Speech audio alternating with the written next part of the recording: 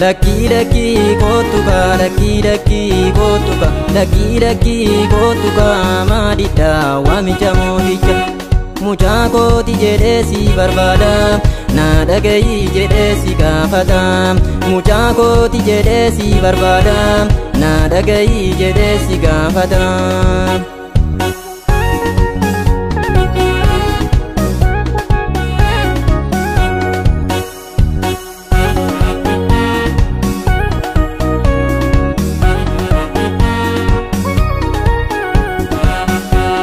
Enasitti mamu hubannaan dhagayi dubbii waaqayyoo kee innu si gargaara bara jireenya kee gara isaa yoo dhuftee gammachuun jiraata shubbiftee waaqayyoof kadhata kennita gara isaa yoo dhuftee gammachuun jiraata shubbiftee waaqayyoof kadhata kennita.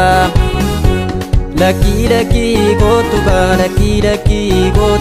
laki kotuka madida wamicha moticha mucha koti jedhe si barbada na dhagayi jedhe si gaafata mucha koti jedhe si barbada na dhagayi jedhe si gaafata.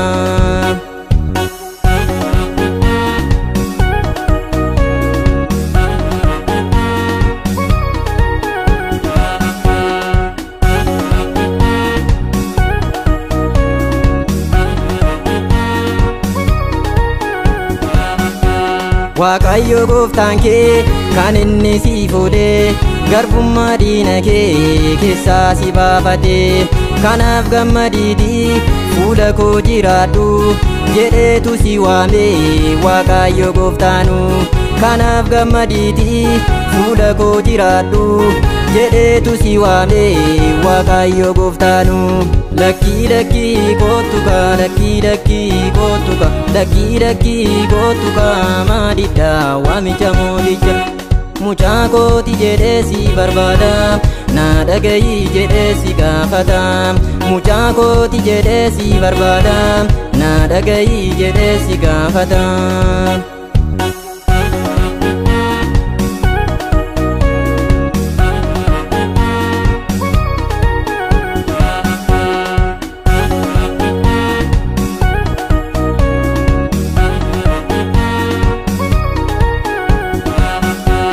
Isa waamamanii injijjiiramanii seenaa kaleessarraa maaf hin gullaanii kanaaf jijjiiramii adaraa mucaa koo iddoon si waametti dafiitii argamii kanaaf jijjiiramii adaraa mucaa koo iddoon si waametti dafiitii argamii.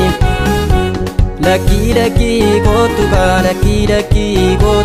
laki kotuka madida wamicha moticha mucha koti jedhe si barbada na dhagayi jedhe si gaafata mucha koti jedhe si barbada na dhagayi jedhe si gaafata.